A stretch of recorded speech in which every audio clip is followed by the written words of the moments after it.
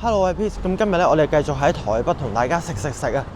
咁唔知今日可以同大家食到幾多嘢呢？咁我哋而家第一站咧就去呢個大安區嘅金華街裏邊咧食一間叫做廖家牛肉麵。咁呢一間咧喺2018年同埋2019年咧，咁佢就獲得呢個米芝蓮必比登嘅推介嘅。咁而且佢係開10點到2點嘅啫。咁所以我哋依家咧就快啲去同大家試下啦。其實依家已經係10點06分啦。咁唔知會唔會好多人呢？我哋依家快啲趕去睇下先。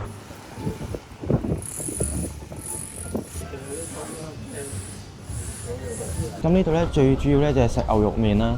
咁咧就有大有細，大嘅就250啦，細嘅就220嘅。咁如果你唔要牛嘅話咧，其實你嗌牛肉湯麵都得嘅。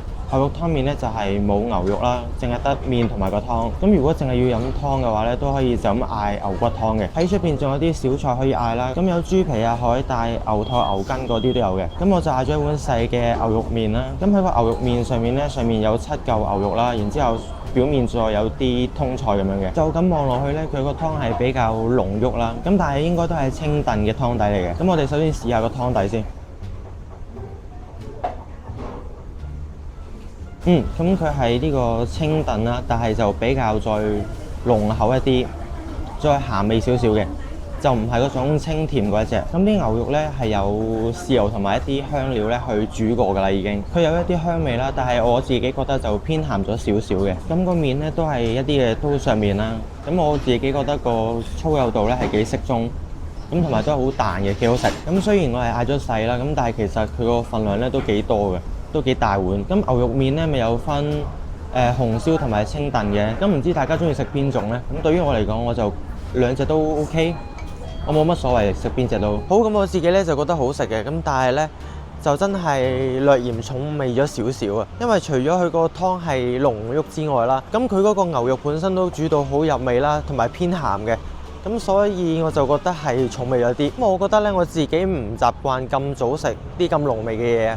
咁如果可能12點後再嚟食嘅話呢，嗰個感覺係會再好少少嘅。咁但係就要留意翻啦，唔知會唔會12點打後呢就會比較多人排隊啦，因為佢開到2點啦。咁如果一啲去旅行嘅人呢，可能都係會12點後先嚟呢度食都唔定嘅。好啦，我哋終於都去食滷肉飯啦。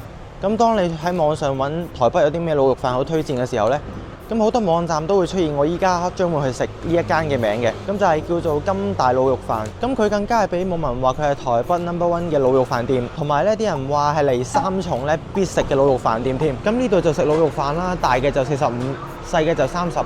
咁仲有其他嘢食嘅，有啲香菇排骨、苦瓜排骨、老豆腐、滷蛋咁樣。哇！就咁睇都已經覺得好吸引啊！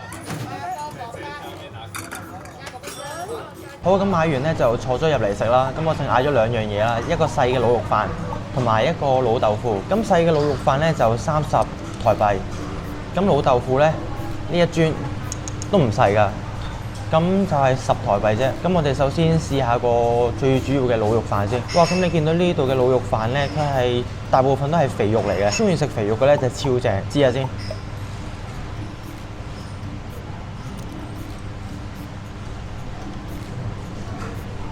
呢個超好食，我想講呢，你咪見到佢全部都係肥肉嘅，咁但係你食落去嘅時候呢，佢係唔會膩嘅，即係你唔會覺得成寨油嗰個感覺咯，因為佢啲汁嗰陣味呢已經煮晒入去嗰啲肥膏度啦，咁就令佢嗰個油膩感呢係冇咗。除非你係唔中意食肥膏嘅口感啦，咁如果唔係呢，呢個係一定啱你食。咁同埋最好嘅呢係佢嘅味道係唔會太鹹咯。之後試埋個豆腐啦，夾落去呢係幾軟熟嘅，咁點埋啲汁。就係一個充滿豆香嘅老豆腐咯，幾好食，同埋嗰個豆味咧係會慢慢滲出嚟嘅，幾香幾好食。咁下一站我哋嚟食拉麵啦，咁就係龍輪拉麵。咁咧我係俾佢嗰個雲丹雞白湯拉麵咧去吸引住嘅，因為上網睇到咧佢係有乾貝啦，即係帶子啦，有雞啦，同埋有個海膽喺上面嘅。跟住個湯望落去咧係好濃厚，所以係好想去試下。咁其實就係我依家身後嗰間啦。咁但係咧我想講，啱啱我睇住個地圖咧都 miss 咗咯。佢嗰個門口咧係勁樸素，勁簡單。咁呢間同日本嘅拉麵店一樣啦，都係用自動售票機咧去買飛嘅。咁佢基本就有6種拉麵，另外咧有2個限定拉麵。咁我上網睇過咧，都好似好吸引嘅。咁就係蠔蝦拉麵，差唔多有2隻蝦喺度。我上網睇過咧，佢嗰隻蝦係超級大。咁不過我今日最想嗌嘅咧，都係呢個雲丹雞白湯拉麵。咁同樣都係有問麵嘅軟硬度，同埋需唔需要加嘢咁樣嘅。咁我就淨係揀咗硬麵啫。跟住個拉麵一嚟到超級靚喎，佢一字排開啲餸俾你睇，有隻溏心蛋，中間係帶子，上面加啲三文魚子。再有啲柚子皮啊、青檸咁樣，咁跟住嗰個就係有一塊雞，上面有少少嘅海膽。咁睇下呢個海膽咧會唔會太少呢？真係得嗰一啖仔喎！我上網睇明明係大嚿啲㗎，咁不過整體都好靚嘅。咁首先試下啲湯先，你見到啲湯面頭係有泡啦，咁佢係有打過嘅，我聽到用部機打完之後有啲泡啦。咁當你食嘅時候呢，嗰啲泡呢就會掛喺你個麵度，咁就會令個麵呢好似掛咗好多嘅湯汁上去咁嘅。咁我想講個湯呢係超好飲，佢係好濃郁啦。但係一啲都唔油膩，而且唔係過鹹，我直情係不斷追住飲添啊！咁個海膽咧食落去都係好甜，一啲都冇腥臭味。雖然佢真係得好少啊，咁但係真係靚嘅。咁試下個雞啦，個雞就四四方方咁樣，佢有用黑胡椒去調味嘅。咁但係唔知點解咧係凍嘅喎。不過雞嘅質感咧係超級嫩滑，配埋塊雞皮亦都好好食啦，一啲多餘嘅油脂都唔過喎。咁個帶子就係隻燒過啦，然之後上面有啲三文魚子。咁我哋咧就連埋個三文魚子一齊食啦。食落去咧都係凍嘅喎，咁唔係冰嗰隻啊，係攤凍咗嗰隻啦。咁不過佢都係整到啱啱好熟啦，咁所以係好滑嘅。再加埋三文魚子嘅鹹味，就令到成啖咧都好好食，提升咗嗰個味道啊。咁個麵呢，因為我揀咗硬麵啦，咁所以食落去呢，佢都係好有咬口嘅。咁之後我切開咗隻溏心蛋啦，咁唔知點解咁得意呢？嗰個蛋黃係咁黃色嘅咯。但係比起喺其他拉麵店度食呢，咁係冇咁鹹嘅。咁但係反而我又覺得咁樣幾好食喎。佢呢度大部分都係吧台嚟嘅，吧台啲位置呢就好得意嘅，佢有盞燈射住啦。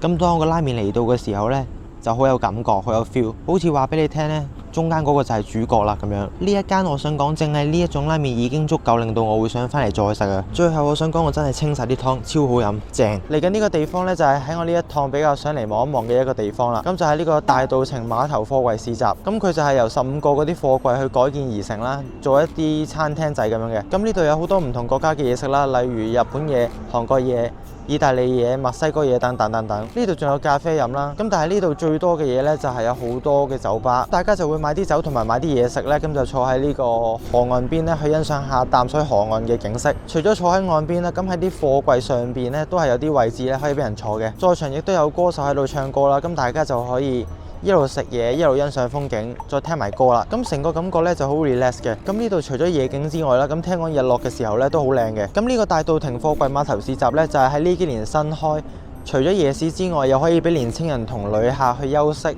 同埋打卡嘅一個地方。咁就可以令大家叫做多一個選擇啦。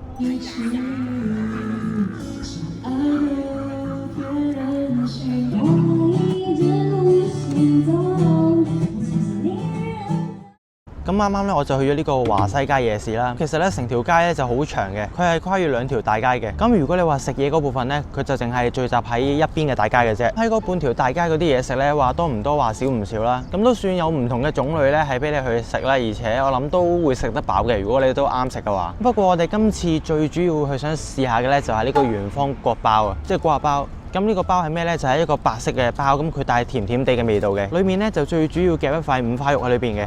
咁就係一個咁樣嘅包啦。咁我哋依家試下佢先。佢仲夾咗呢，我唔係好中意食嘅芫茜添。不過其他嘢咁濃味呢，應該佢會冚咗味道都唔定嘅。因為佢裏邊仲有啲酸菜啊，同埋應該係啲花生碎啦。試下先。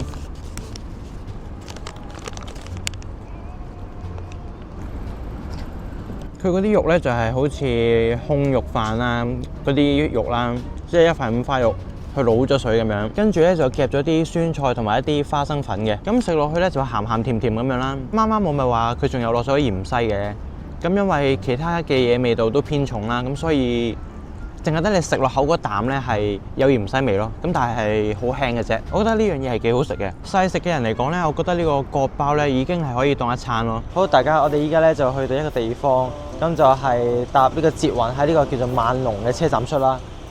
咁嚟到呢，我原本係諗住食一個食冰嘅地方嘅。